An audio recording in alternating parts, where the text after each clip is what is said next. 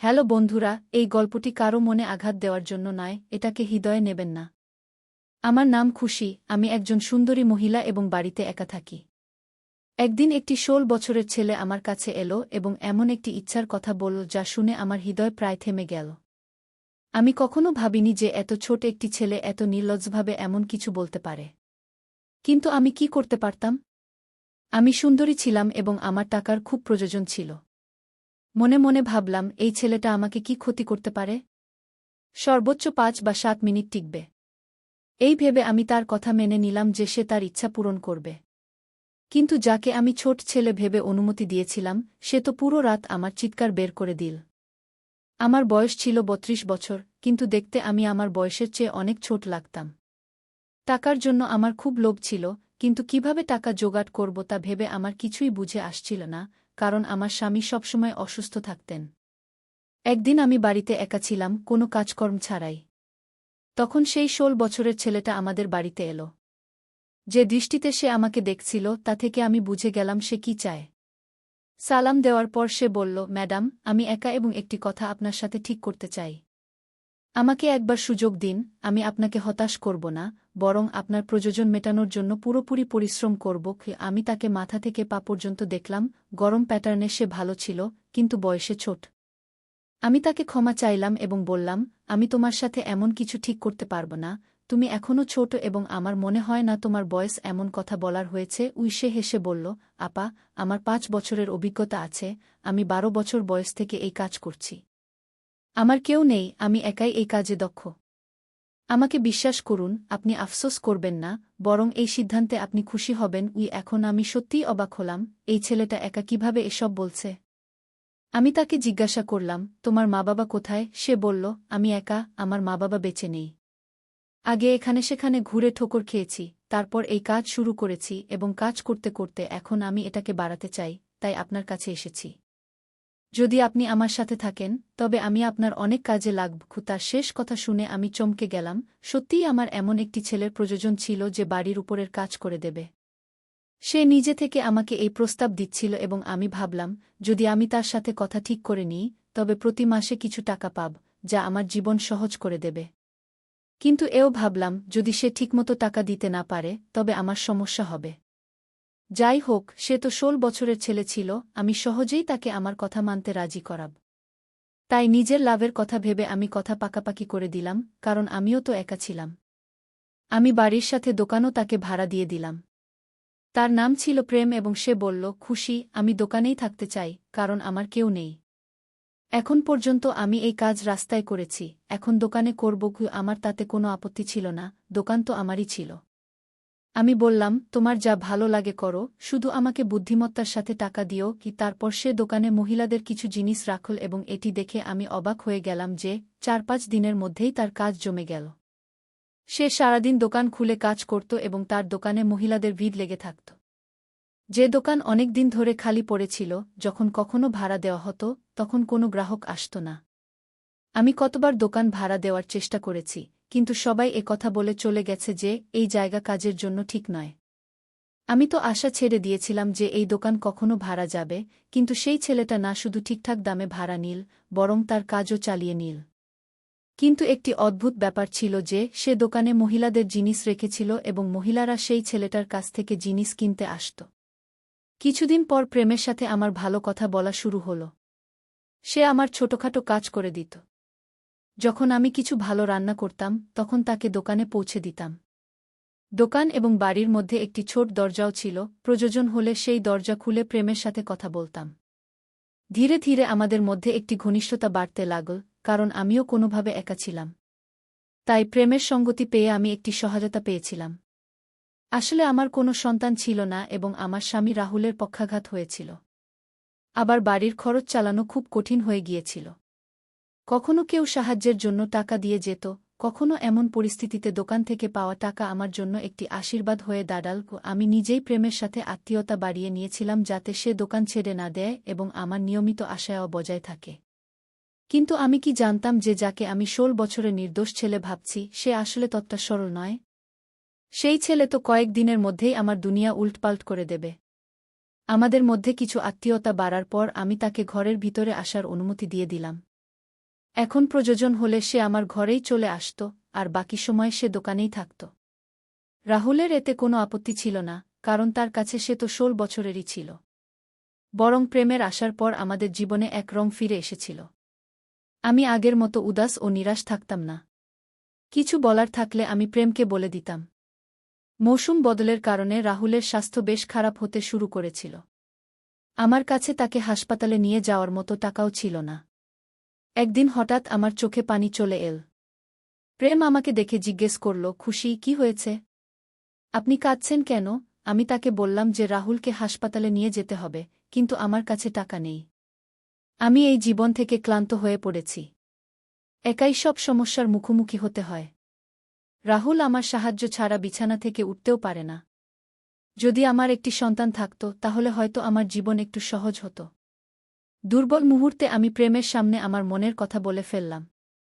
আমার কথা শুনে প্রেম হেসে বলল, তাহলে খুশি, একটি সন্তান নিয়ে নিন। এতে সমস্যা কি? তার কথায় আমি লজ্জায় পড়ে গেলাম। তাকে কিভাবে বলব যে রাহুল বিছানায় পড়ে আছে এবং সে সন্তান দেয়ার অবস্থায় নেই? বিয়ের প্রথম দিকে রাহুল চায়নি যে আমরা সন্তানের ঝামেলায় পড়ি, আর যখন আমাদের সন্তানের প্রয়োজন অনুভব করলাম, তখন রাহুল সেই ক্ষমতাই রাখত না। হঠাৎ পক্ষাঘাতের পর সে আর কিছু করার অবস্থায় ছিল না। প্রেমের বিয়ে ধীরে ধীরে মজবুরির বিয়েতে পরিণত হয়েছিল, আর এখন আমি মজবুর হয়েই রাহুলের সাথে আছি, কারণ আমার কাছে অন্য কোনো বিকল্প ছিল না। প্রেম সম্ভবত আমার মুখের ভাব পড়ে ফেলেছিল। সে বলল, আপনাকে চিন্তা করার দরকার নেই। আমি তো আপনার সাথে আছি। দেখুন, শীঘ্রই আপনার সব সমস্যা দূর হয়ে যাবে। তার কথায় আমি হেসে ফেললাম। সে একাই এত সাহসী ছিল যে সব চ্যালেঞ্জের মুখোমুখি হয়ে যেত, আর আমি এত বয়স হওয়া সত্ত্বেও সাহস জোগাড় করতে পারিনি। প্রেম 8 বছর বয়সে তার বাবা-মাকে হারিয়েছিল, তবুও সে জীবনের মেলায় হারায়নি, শুধু নিজের জীবনের পথেই চলেছিল।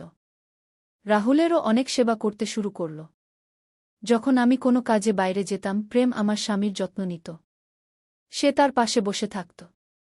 তাদের মধ্যে কি কথা হতো আমি জানতাম না, কিন্তু যখন আমাকে দেখত, প্রেম চুপ হয়ে যেত। প্রেম আমাকে প্রতিশ্রুতি দিয়েছিল যে সে আমার সব ইচ্ছা পূরণ করবে, আর তার এই কথায় আমি হেসে ফেললাম। আমি একটি সন্তান চেয়েছিলাম, আমার জীবনের সন্তানের অভাব পূরণ করতে চেয়েছিলাম, কিন্তু প্রেম তা কিভাবে পূরণ করবে? তার খুশির জন্য আমি মুখে হাসি রাখতাম। এর কয়েকদিন পর আমি নিজের ভিতরে একটি পরিবর্তন অনুভব করতে শুরু করলাম। যখন আমার স্বাস্থ্য বেশি খারাপ হয়ে গেল, তখন প্রেম আমাকে টাকা দিয়ে বলল, আপনি ডাক্তারের কাছে যান। তার কথায় আমি ডাক্তারের কাছে গেলাম, আর সেখানে গিয়ে আমার উপর বিস্ময়ের পাহাড় ভেঙে পড়ল। আমি জানতে পারলাম যে আমি গর্ভবতী। এটা কিভাবে সম্ভব? রাহুলের তো সেই ক্ষমতা ছিল না যে সে বাবা হতে পারে, তাহলে আমি কিভাবে গর্ভবতী হলাম? হাত কাঁপতে কাঁপতে রিপোর্ট নিয়ে বাড়ি ফিরলাম। বাড়ি গিয়ে রাহুলকে বললাম, আর সে হেসে বলল, সম্ভবত আমি এখন সেই ক্ষমতা ফিরে পেয়েছি যে আমি একটি সন্তানের বাবা হতে পারি। ঈশ্বর যদি আমাদের এই সুখবর দিয়ে থাকেন, তাহলে এটা হেসে গ্রহণ করুন। রাহুলের কথায় আমি হতবাক হয়ে গেলাম।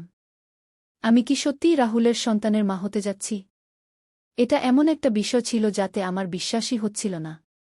রাহুলের অবস্থায় তো আমি কোনো পরিবর্তন দেখছিলাম না, তাহলে এটা কিভাবে সম্ভব? যাই হোক, আমি এটা মেনে নিলাম যে আমি রাহুলের সন্তানের মা হতে যাচ্ছি। এখন থেকে আমি নিজের যত্ন নেওয়া শুরু করলাম। এটা জানতে পেরে প্রেমও খুব খুশি হল যেন তার বাড়িতে সন্তান আসছে। সে দোকান থেকে ফ্রি হয়ে আমার বাড়িতে আসতে শুরু করল।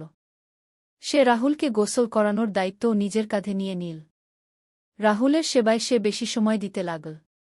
আগেও সে রাহুলের পাশে এসে অনেকক্ষণ বসে থাকত, তখন আমার মনে হতো প্রেমের আশায় আমার জীবন বদলে গেছে। এখন সে আমার জন্য কখনো ফল আনে, কখনো জুস। তার দোকান ঠিকঠাক চলছিল। এইভাবে দিন কেটে গেল। তারপর পুরো 9 মাস পর আমি একটি সুন্দর শিশুর জন্ম দিলাম, যে আমার মতো নয়, রাহুলের মতো নয়। আশ্চর্যের বিষয় হল, সে দেখতে ঠিক ভালোবাসার মতোই। আমি কখনো আমার সন্তানের মুখের দিকে তাকাই, কখনো ভালোবাসার দিকে। তারপর ভালোবাসা নিজেই হেসে এমন কিছু বলল যে আমি হতবাক হয়ে গেলাম। সে বলল, আপনি তো দিনরাত আমাকে দেখেন, তাই আপনার সন্তানও আমার মতো দেখতে পায়। সে বলল, গর্ভাবস্থায় মা যাকে বেশি দেখে, সন্তান তার মতোই হয়। তার কথায় আমি শুধু হতবাকই হইনি, লজ্জাও পেয়েছিলাম। এত অল্প বয়সে তার এসব বিষয়েও জানা আছে। আমার কোলে সন্তান চলে এলো, আমার আনন্দের সীমা ছিল না। সন্তান নিয়ে বাড়ি ফিরলাম, যেন আমার জীবনে আবার বসন্ত ফিরে এলো। কিন্তু এখন খরচ আগের চেয়েও বেড়ে গেছে। বুঝতে পারছিলাম না এই খরচ কিভাবে চালাব। তখন ভালোবাসা আমাকে সন্তানের খরচের জন্য টাকা দিতে শুরু করল। আমার এবং আমার সন্তানের পুরো দায়িত্ব সে নিয়ে নিল। শুধু আমার এবং আমার সন্তানের নয়, রাহুলের জন্যও সে কখনো আউটসাইডার হয়ে থাকেনি। আমি তাকে ছোট ভাইয়ের মতো ভালোবাসতে শুরু করেছিলাম, কারণ তার জন্যই আমাদের দিন ভালো হয়ে গিয়েছিল। তারপর আমার সন্তান 6 মাসের হল এবং আমি জানতে পারলাম যে আমি আবার গর্ভবতী। আমি আবার হতবাক হয়ে গেলাম। এত তাড়াতাড়ি আমি কিভাবে দ্বিতীয়বার গর্ভবতী হলাম? আমার বিয়ে প্রায় 10 বছর হয়ে গেছে, কিন্তু এতদিনে আমি একবারও গর্ভবতী হইনি। আমি ভয় পাচ্ছিলাম যে এত তাড়াতাড়ি দ্বিতীয় সন্তানের দায়িত্ব আমি কিভাবে নেব। আমার প্রথম সন্তান তো এখনও ছোট, তার উপর রাহুলের দায়িত্ব আলাদা। এই চিন্তায় আমি ডুবে গেলাম। তখন রাহুল আমাকে বোঝাল, যখন ঈশ্বরের কাছ থেকে আবার আশীর্বাদ আসছে, তখন তা ফিরিয়ে দিও না। যেমন প্রথম সন্তান আমাদের কাছে এসেছে, তেমনি দ্বিতীয়টিও আসবে। আমি মাথা নিচু করে রাহুলকে বললাম, আমাদের দায়িত্ব তো ভালোবাসার কাঁধে। এখন যদি এই সন্তান আসে, তাহলে তার খরচও ভালোবাসার কাঁধে পড়বে। তারপর আমার দ্বিতীয় সন্তানও এই পৃথিবীতে এলো। 2 সন্তানের মধ্যে আমি এত ব্যস্ত হয়ে গেলাম যে রাহুলের দিকে খেয়াল রাখার সময় পাচ্ছিলাম না। রাহুলকে তো ভালোবাসা পুরোপুরি সামলে নিয়েছিল। সময় দ্রুত বয়ে যাচ্ছিল। এখন আমার এবং ভালোবাসার বন্ধুত্ব এত গভীর হয়ে গিয়েছিল যে আমরা একে অপরের সাথে মনের সব কথা শেয়ার করতে পারতাম।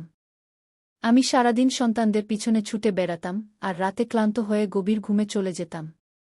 ভালোবাসা রাতে আমার সন্তানদের দেখাশোনা করতে আসত এবং তাদের নিজের সাথে শুইয়ে দিত।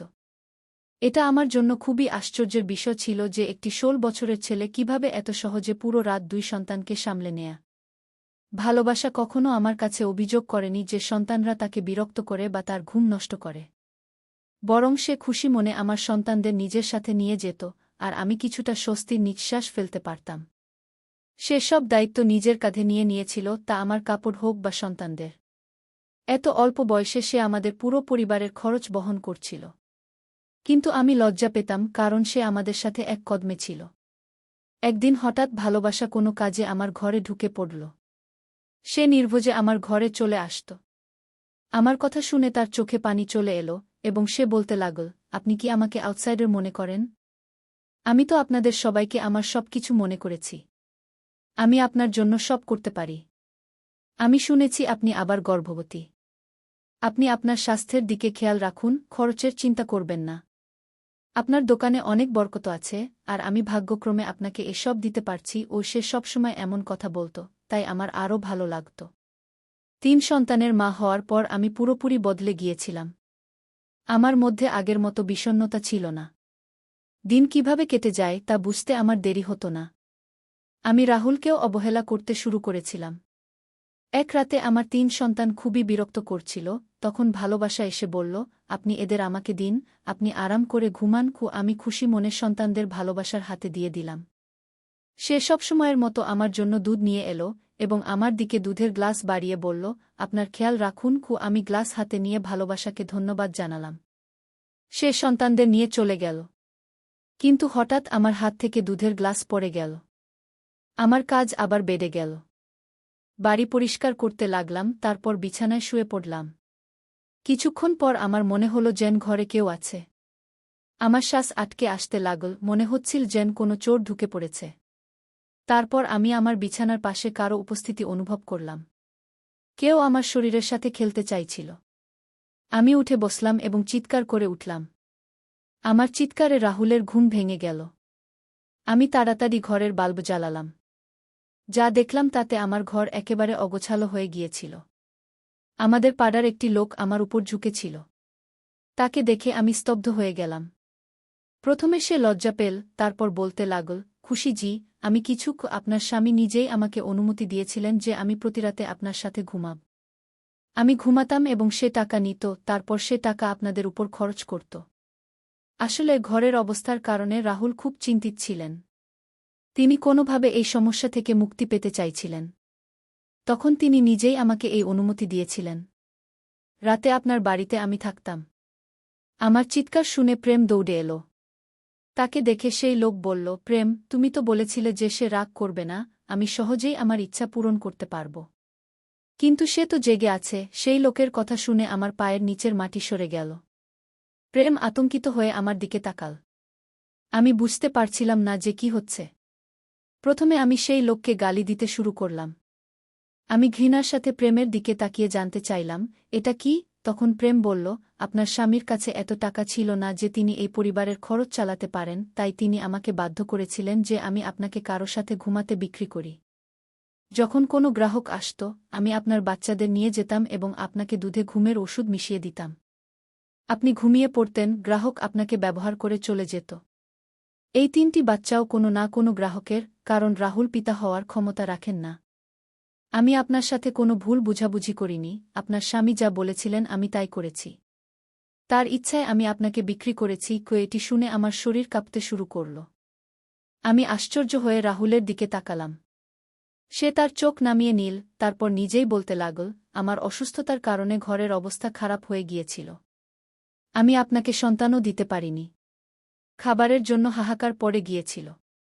এসব দেখে আমার হৃদয় জ্বলত, কিন্তু আমি কিছু করতে পারতাম না। তাই যখন আমি বুঝলাম যে প্রেম কি কাজ করে, আমি নিজেই তাকে বলেছিলাম যে প্রতিরাতে আপনাকে কারো না কারো কাছে বিক্রি করবে। আমি নিজে ঘুমের ওষুধ খেয়ে ঘুমাতাম, তাই আমার কিছু জানা হতো না। প্রেম কোনো গ্রাহক আনত, তারপর সকাল হওয়ার আগে গ্রাহক চলে যেত। বাচ্চা হলে আপনি খুশিতে ভরে যেতেন এবং আমাদের ঘরের অবস্থা বদলে যেত। আমি এটাই চেয়েছিলাম। রাহুলের কথা শুনে আমি মাথা চেপে ধরলাম। বিশ্বাস হচ্ছিল না যে আমার স্বামী আমার উপর এত বড় অত্যাচার করেছে। ঘরের অবস্থা ঠিক করতে এবং আমার গর্ভে বাচ্চা ভরার জন্য প্রেমের সাথে মিলে সে আমার শরীরের ব্যবসা করেছে। আমি ফুপিয়ে কাঁদতে লাগলাম। কিছুটা সংযত হয়ে প্রেমের সামনে হাত জোড় করে বললাম, আমাদের জীবন থেকে চলে যাও। তোমার আসার আগে আমরা হয়তো ক্ষুধার্ত থাকতাম, কিন্তু আমার স্বামী কখনো আমার শরীরের ব্যবসা করেনি। তার মনে এমন কোনো ভাবনাও আসেনি। আমি প্রেমকে সাথে সাথে দোকান খালি করতে বললাম এবং তার কোল থেকে আমার বাচ্চাদের ছিনিয়ে নিলাম। আমার 3টি ছোট বাচ্চা আমার সামনে ছিল, যাদের বাবার কোনো ঠিকানা আমি জানতাম না। আমি নিজের উপর আফসোস করছিলাম। আমি কত বোকা ছিলাম যে বুঝতে পারিনি এই বাচ্চারা আমার স্বামীর নয়। আমি সেই 2 পুরুষের হাতে বোকা হয়েছি। আমার জন্য শুধু প্রেমই নয়, রাহুলও দোষী ছিল। কিন্তু আমি কি করতাম? আমি রাহুলের সাথে বিবাহের বন্ধনে আবদ্ধ ছিলাম এবং তার অবস্থা এমন ছিল না যে আমি তাকে ছেড়ে চলে যেতে পারি। তাই বাধ্য হয়ে তার সাথে দিন কাটাতে লাগলাম। প্রেম দোকান ছেড়ে চলে গেল। আমি সেই দোকানে জমা কিছু টাকা দিয়ে মেয়েদের জিনিস রাখলাম এবং আমার নিজের দোকান চালাতে লাগলাম। গ্রাহকরা আগে থেকেই তৈরি ছিল, তাই আমার দোকান চলতে লাগল এবং ঘরের খরচ চলতে লাগল। আমি আমার বাচ্চাদের জড়িয়ে ধরলাম। এরা আমার বাচ্চা, তাদের বাবার সম্পর্কে আমি জানি না, কিন্তু আমি এদের আমার গর্ভ থেকে জন্ম দিয়েছি, তাই এদের জন্য আমার হৃদয়ে ভালোবাসা কমেনি। আপনি বলুন, আমার সাথে যা হয়েছে তা কি ঠিক ছিল? আমার স্বামীর কি এমন কাজ করা উচিত ছিল? ঘরের অবস্থা ঠিক করতে কি কোনো পুরুষ তার স্ত্রীর শরীরের ব্যবসা করতে পারে? আমাকে কি আমার বাচ্চাদের ছেড়ে দিতে হবে? আজকাল কি কোনো ছোট বাচ্চা বা যুবকের উপর বিশ্বাস করা যায়? আপনার মতামত কমেন্টে জানান। ভিডিও দেখার জন্য ধন্যবাদ।